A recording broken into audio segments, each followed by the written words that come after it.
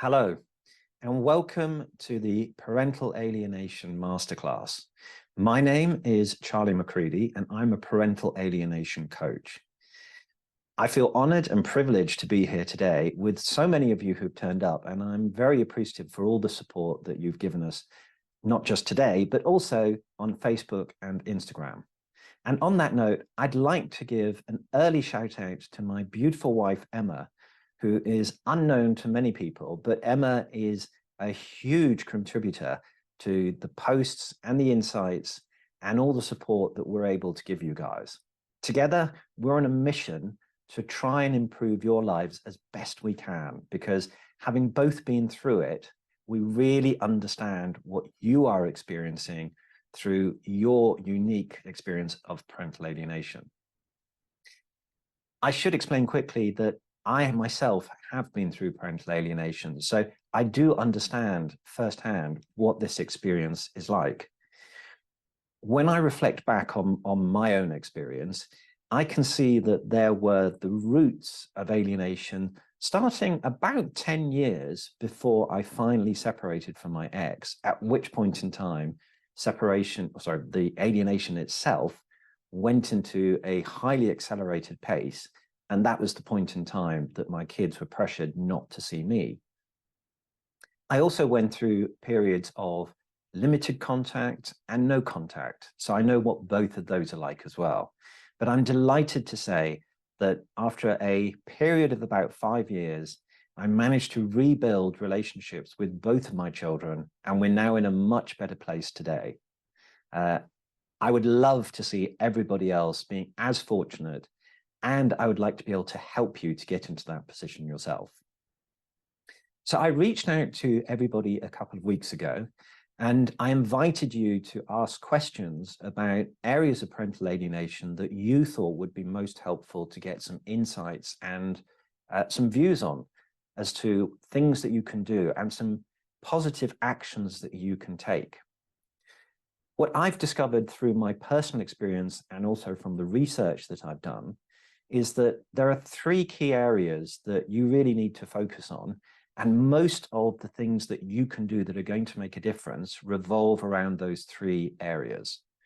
I will be covering them in more detail in just a few minutes, but just up front and briefly, the first of those is you want to rebuild relationships with your children. And to do that, you really have to look at the world through their eyes rather than through your own. And what happens is we get a bit caught up in our own needs and our own issues, and this can get entangled or mixed up with the needs that our children have from us and the support that they need from us. So we need to be able to look through their behaviors. We need to understand what they're going through. We need to be able to recognize this is a long-term healing process that we're trying to help our children with. And that's really important. The things that you do today are laying foundations for your future relationship with your child. The second area is all about how you deal with the alienators, because the characteristics that the alienators have are remarkably similar and remarkably predictable all over the world. It's almost like they're all reading the same handbook that tells them what to do in terms of the false allegations, the negative narratives against you, getting lots of people around them to support them in creating these negative narratives about who you are as a person, which are frankly untrue, and the way that that reinforces this changing belief system within our children. But there is a lot that you can do that will help you to reduce the damage that is being done by the alienators onto our children. And part of that is as simple as just not triggering them, not getting them angry, because those are the instances that they just take out all that frustration on your kids, and then you end up paying the price for it. The third area is about you. And this is something that I don't think gets enough coverage in many places, because your experience, you are the foundation, and your experience is, and your recovery from this is so critical. Everybody is actually looking to you.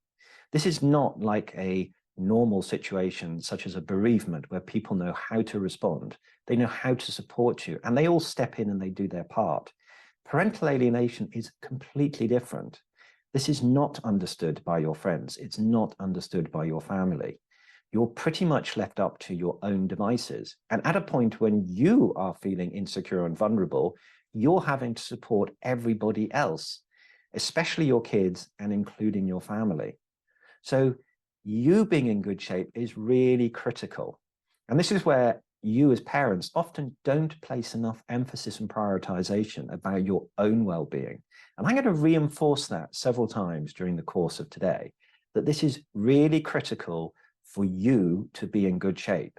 And I also want you to have hope that you do not need to carry on suffering as you are today.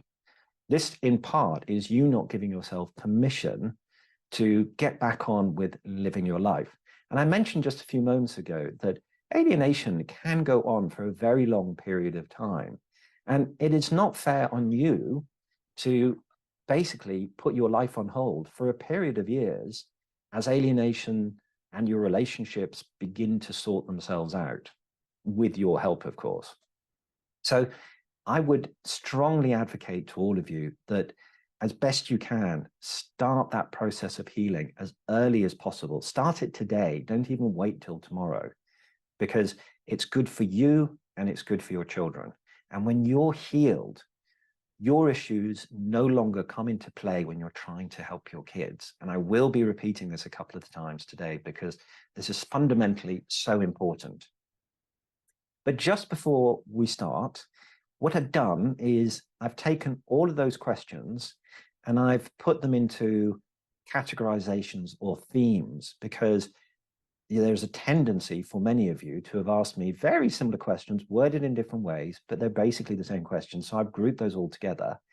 But what I've also done is I've tried to make it as simple as possible, so that I can give you some insights about some things that you can do, some actions that you can actually take that will be helpful. So there was 200 questions. I can't answer them all today, but I'm going to go through a few of them. We're probably going to limit the session to about 30 minutes on this instance. There's also a chat box on the right-hand side. I am by myself today. I don't have anybody helping me in the background. So it's better that I focus on taking you through the materials. I'm not going to be focusing on the chat box questions, but please feel free to make observations. I would love you to put more questions in. Tell me what you're thinking. I will go back and I will review this later. And then I would love to do further masterclasses, because I'm on a mission to help you guys. So what I'm going to do is we're going to start with some of that sort of contextual side, which is looking at those core areas so that it gives you a sort of a foundation upon which you can put answers to your questions. You can use that to say, okay, I really need to look after myself. I need to look at things from my children's perspective. I need to understand what's going on with the alienator. And then the responses I give to your questions will make a lot more sense put within that context. So without much more ado, let's get started. First up, you're all having a unique experience of parental alienation. However, there will also be a lot of similarities with what other parents and children have also been through. This is extremely valuable as it provides you with experience that you can draw on to develop your own set of tactics, creating a roadmap that will help you to navigate your unique path through alienation. Although alienation is both complex and counterintuitive, there are three key areas that you typically need to take into consideration, namely building relationships with your child, your well-being, and protecting from alienators. The focus for you will depend on your specific circumstances. For instance, some of you will have older children and the alienator is less relevant. Some will have no contact with your kids right now, and some of you will have to deal with all three of these areas. Whatever your situation, your well-being will be a key area, and I want all of you to ensure that you look after yourselves. I want to explore this a little further as I think this is really important. Let's start with your experience as a parent. When you experience alienation, you are likely to go through a similar emotional journey to bereavement, except that your child is still alive and you do not arrive at a point of closure, which is why you hear this referred to as a living bereavement. When you are in the early stages of alienation, everything is very raw, which makes you angry and frustrated. As time passes, you typically shift towards the later stages, and this is when most of you are ready to start healing. Now let's turn our attention to your child. You need to see the world through their eyes rather than your own. A lot of behaviors that you experience are coping mechanisms that they are using to protect themselves from a fear-based relationship, where the alienating parent is placing them in an unnatural and conflicted position. Alienation has a profound effect on your child's beliefs, and they often take this with them into adulthood. If you want to build a relationship with your child, then you have to understand the world as they see it, even when you know the truth to be different. When you fight the injustice by constantly seeking to correct that view, you risk pushing them away, as this is a conversation they generally don't want to have. They may choose to speak with you about their experience at some time in the future, or they may not, and this is their choice, not yours. Your job is to support them and their needs as best you can. For the parents that already work with me, this slide is a very familiar concept. I ask you to separate out your own needs from your child's needs. This is because you tend to mix up your own needs with those of your child's. For example, you might over-communicate with a child because you miss them at a time that they are being pressured by the other parent not to have contact with you, and they are afraid that this will get them into trouble, which is why they do not respond. You may also be putting pressure on them to see you, which may also be difficult for them. Here is an easy way to show you how your own healing and well-being is so important. When you're healed from your own trauma, you are far better able to focus on your child's needs. Your healing comes in different forms and will be personal to you. Some of your own issues and insecurities will go a long way back and continue to trigger you until you address them. Not only is it better for you in general, but it frees you up to be more aware of what your child needs from you. Furthermore, your child typically goes through 4 stages of alienation, and it's important for you to know where each of you are on your own respective journeys and how this is affecting your relationship. And I'd just like to talk a little bit as well about the alienators themselves, because we as parents take a lot of self-responsibility for their actions. And we forget sometimes that the alienators really are responsible for the whole situation going on with our kids. And we shouldn't feel guilty. We take an overburdened sense of responsibility, imagining somehow that we could have done a lot more that would have saved the situation. In reality, that often isn't the case. We need to come to terms with the fact that the alienators hate us. And they hate us so much, they're prepared to do virtually anything to hurt us, even weaponizing our children. Also, don't trust alienators. These are not people who you can easily compromise with. And if they're doing something that appears to be nice, they're only doing it because they want something from you. And as soon as they've got what they want, they'll go back to being horrible to you and being as hurtful as possible. Alienators also get very triggered. They have triggers around and this is mainly driven by their insecurities. So they have triggers around court cases. They have triggers around your relationships with other people. They have triggers around you getting on too well with your kids. They have real triggers around money. And part of the tactics that you need to consider are, how are you going to play this game of chess? And it is a chess game. How are you going to play this game of chess with the alienator such that you start looking 3 or 4 moves ahead of what they're going to do next? Because most of us never anticipated that the alienator was going to go out of their way to persuade our family, our friends, and other people that we were the bad person and that they were the good person. So you have to start predicting what they're going to do next, because in some instances, you can kind of cut them off at the pass. But what you want to avoid doing as best possible is actually making them angry or making them feel insecure, because when they get triggered or they get angry, they take all their frustrations out on your kids. So your kids are the ones who suffer, And you're the person who suffers because your relationship with your child will be damaged as a direct result of that. So when you're playing this chess game with the alienators, think about what tactics you can adopt that will help you to get a better outcome, but ideally without angering the alienator. And I'd also just like to point out that alienators, they're not born narcissists, and many of them are narcissists, and that word is probably overused, but they're not born that way, most of them. It's because something has happened to them earlier on in their life, something traumatic has happened to them, or their childhood experiences. And what's happened is they've never actually dealt with those experiences. Instead, they've suppressed them. They've sought to protect themselves from ever repeating that trauma, and they bring this with them into their adult life. So you will often find that the alienators are slightly childlike or infantile in the way that they approach life. So this is why they won't compromise, because they can't have a normal conversation with you, because they very quickly feel insecure. And next thing you know, you've got the heightened voices and everything turns into an argument. And they're just back to being in a childlike state, which is trying to hurt you. And this also means that they are detached to some degree in terms of their kind of humanity and their compassion towards the children, because they're still a child themselves. So they don't have the capability, in many cases, of having their empathy and attachment to their own kids. Please bear in mind what I've just covered as we now get into your questions. The first of these is, how do I keep in touch with an alienated child? And this is something that I get asked a lot of the time. There is no simple answer, and it will depend a lot on how severe the alienation is. Ideally, you want to maintain as much physical contact as you can, even when your child is being difficult and rude.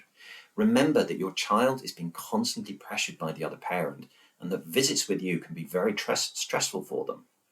Time with your child lets you demonstrate that you're not the person that the alienator claims you are. Your child subconsciously picks up on your energy, your confidence, your compassion, and your values. And all of these factors can help provide a valuable counterbalance to the alienator's narrative about you. You might find that even though your child visits you, that they will not communicate with you when they're with the alienator again.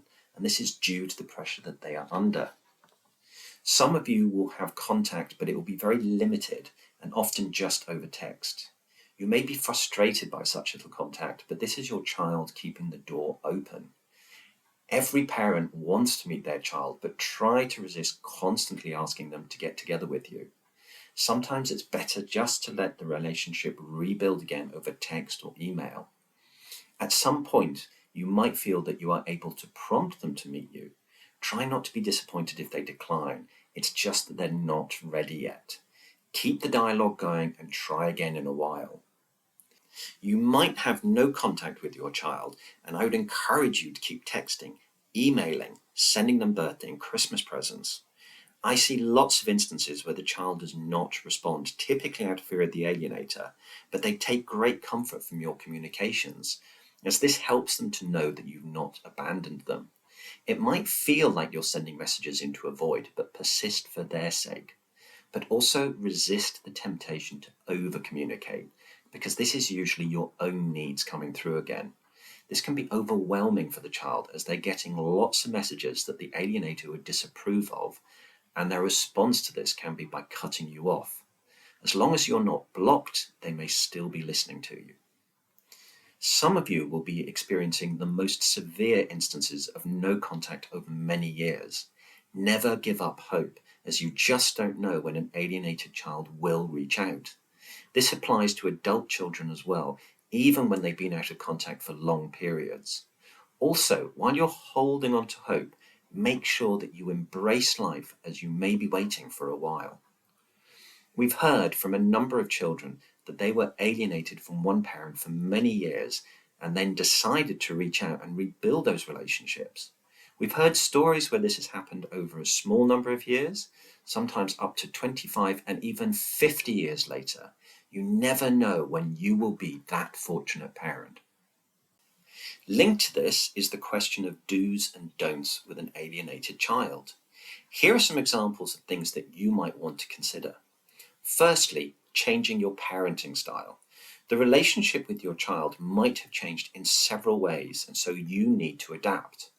You may not have the same power of authority over your child as you did before. They may have been parentified by the alienator, which changes their relationships with adults. A part of changing your style is to become more compassionate towards your child. When they're behaving badly towards you, you can forget that they are a victim here, as you are. They're trying to get through an extremely difficult experience, and your compassion can help to see beyond their behaviors to the root causes, which is the abuse that they are suffering at the hands of the alienator. As touched on earlier, focus on their needs to help support them on this experience. Those needs are not always obvious, and sometimes that means you have to back off a bit in terms of what you are expecting from them. You may need to give them more space or time. They may need you just to be there until they are ready to engage with you again. There are lots of don'ts. For instance, avoid bad-mouthing the other parent, as this can make your child feel under pressure to protect the alienator. I constantly say to parents that I work with, you have a choice between having a relationship with your kid or seeking to correct the injustice. Your child does not want to spend time or have communications with you that are continuously setting out your position and all the bad things that are happening. In their eyes, you become as bad as the alienator. This can be particularly hard for you to put into practice, but it will reward you in the future. Another part of changing your parenting style is to be too strict. Alienators are often bad as parents and often have poor boundaries in terms of freedoms that the child is allowed to enjoy at their house. If you try to be too authoritarian, then they might choose to spend more time with the person that lets them do what they want, which is the alienator.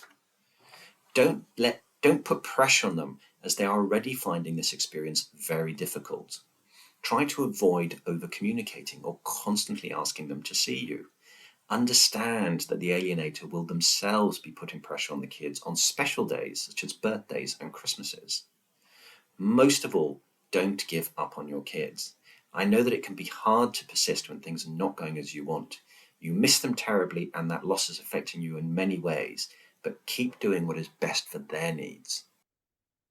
Another one of the key questions that a number of you raised is, how do I talk to my child about alienation? And my simple response to that is, I would avoid talking to your child about alienation. And the reason being is because it's a very sensitive subject. Your child already feels conflicted, and they're in a fear-based relationship with the alienator. And you're then suggesting that you have a conversation about the thing that they really don't want to talk about. So it's best not to. Also, don't post on social media. I know that a number of you are in groups, and that's a slightly safer environment for you. But on your own home pages, I would not suggest that you post materials about parental alienation, primarily because if the alienator sees it, they will get upset. When they get upset, they're just going to take it out on your kids. But also, if you say things like your child is being abused or that your child is brainwashed, they will share these materials with your child, and it will be used against you. So it's best not to basically shoot yourself in the foot by undertaking those sorts of activities. If your child does decide that they want to have a conversation with you about alienation, that's a good thing, but it's not your opportunity to correct the injustices. What it is it's your chance to start rebuilding a deeper bond and some trust with your child, because they'll be nervous about sharing this with you. So if you just listen and you just take on board what they're saying, try to be as neutral as possible about the alienator. If they feel that they can come to you and they can share this experience, then they'll continue to do that more often. But if you leap in and you try to correct all the injustices, that will probably be the last time you have the conversation for a very long time. And particularly if you've had no contact with your child for a long time, please don't think that it's a good idea to go talking about alienation and correcting the injustices, because that is one of the sure ways of sending them away from you. So for your sake, I encourage you not to talk about alienation. If, as I say, if your child decides to do this, that's their choice. Let them make that choice, and you just support them. You also asked how to make yourselves more attractive as a parent. Well, one of the ways in which you make yourself unattractive as a parent is if you are still very affected, which is natural, by the experience of being alienated from your child. So most of us are going around in a state of being very sad, we're depressed, we've got very low energy. This is not the sort of person that our children want to be with. They want to be with a strong, confident, life-embracing parent. And it's a hard thing for us because we have these guilty feelings that make us feel that unless we're demonstrating to our children that we are feeling sad, that somehow we're not being loyal to them. Actually, all we're doing is we're just guilt tripping them, and we're pushing them away from us. The thing that they want to see is us being strong and confident. They want us to be a parent. The other thing that I would encourage you to do is to focus on your child. Ask them questions. What are they doing? What are their friends? What are they up to? How's school going? Keep the conversation light and keep the conversation focused on them. Our kids are not actually that interested in what we're doing. We're interested in what we're doing, but they're not. So keep it based on them. And the other thing that I would advocate to you is don't put too much pressure on them. Kids just want to be with you and live their normal life. That means they want to be on their telephone. They want to have their friends around. They want to have time for their friends. Even if it's your time with your kids, especially as they get a bit older, resign yourself to the fact that they're going to spend more and more time with their friends rather than with you. And that's okay. That's all part of building up that trust and that bond and that normality of relationship with them. A critical lesson for all parents to learn is that dynamics change and can happen at any time. You need to be prepared to deal with not just today, but also what tomorrow brings. This is especially true for parents that currently have no contact with your child. You need to have the right knowledge and skills to support them when they do re-engage with you. I constantly hear about parents that meet their child and waste that precious opportunity to rebuild relationships. Instead, they make mistakes that we've already covered here. Getting smart is more important than getting even. We have time for one last question, which is how do I deal with my experience of alienation? This is where I spend a lot of time with the parents that I work with. As a parent, you will have been experiencing a number of emotions that have specific twists related to alienation. Your grief is linked to lost time in the past, time you are losing today, and time you expect to lose in the future. You feel guilty that you've not done enough for your child. You feel angry and frustration at the injustice of what you and your child are going through. You feel isolated and no one seems to be able to help you. Not your friends, not your family, social services, therapists, and the legal system. None of them seem to understand parental alienation. You also feel anxiety about what your child is going through. Are they all right? And how will this affect them in the future? I call it the emotional roller coaster, which is combined with Groundhog Day. And then we go round and round and also just keep repeating the same emotional experience. I also know how exhausting this is, but you can heal yourself. Whilst it's a process that you will need to spend a lot more time on, what I want to do for you right now is to give you hope that this is possible and that I've helped lots of parents to find the ways that lets them take back control and embrace their lives once more. First, you have to be ready and wanting to heal. You need to be in that healing zone that I told you about earlier. You are unique and your experiences are unique to you. What you are actually trying to heal is not just your journey through alienation. It goes much deeper and further back than that. Your past experiences, traumas, and insecurities all come into play. You know when I say that you get triggered by aspects of alienation that this happens to you. What you might not know is that this trigger may go way back and has been with you for a long time and affects many other aspects of your life as well. You need to understand past and present traumas if you want to heal. A lot of your healing will relate to letting go of things that you do not control and accepting things as they are.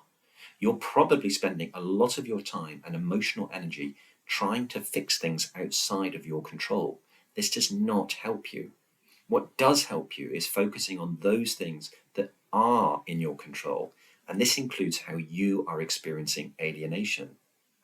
There is a lot you can do to shift your emotional state so that you stop yourself being triggered by the alienator, your child, and the situation. You have the power to shift your emotional state so that you swap out negative emotions for ones that serve you better.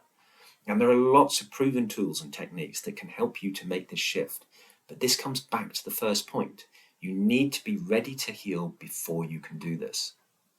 You also need to give yourself permission to be happy and embrace your life again. You are the victim here as much as your child is. You deserve to be loved and be happy. Your child does not want to see you sad and depressed. They want to see you as strong and having a good life. Your own well-being is critical for you and your ability to help your child. When you're in a depleted state, you're less able to help them. So give yourself permission to get strong. Once you've healed your own traumas and issues, you will find it so much easier to focus on your child's needs. Your child needs you to be the best version of you so that you can help them the best you can. Lastly, some of you may want to know more in terms of how I can help you with your unique experience of alienation, helping you to rebuild relationships with your children and restoring your own mental and emotional well-being to become the best version of you to help your child. I run the 9-step program, which is an 8-week course that includes online tutorials and live coaching sessions, plus 2 months of ongoing support to help you put what you learn into practice. I also provide one-to-one parental alienation coaching, where I tailor the session according to your needs. If you want to learn more, please reach out to me on Facebook or Instagram, or email me directly on charlie@charliemccready.com. Well, that brings us to the end of today's session. But I want to say thank you so much for everybody who has joined us here, and also for everybody who will be watching the recording afterwards. I hope that you've had insights and valuable information that can help you to make some practical differences to both helping your children and also to helping yourself. Because ultimately, you guys, you're amazing people, you're amazing parents, you're the strong people. A lot of people seem to think that the alienators are strong. That's not true at all. You are the people who are strong. You are the people who are going to help your children to get through this experience, and ultimately you'll be helping your children to heal. So I'd love to thank you all again for all of your support here today, all of the support that you give us on Instagram, on Facebook, and please keep going, because we have every intention of keeping going ourselves, and we're on a mission to raise people's awareness and their general level of education about parental alienation, this thing that you, me, and everybody who's watching this appreciates and understands and is experiencing. So all of our love to you guys, and I look forward to doing another session with you some point in time in the near future. Bye.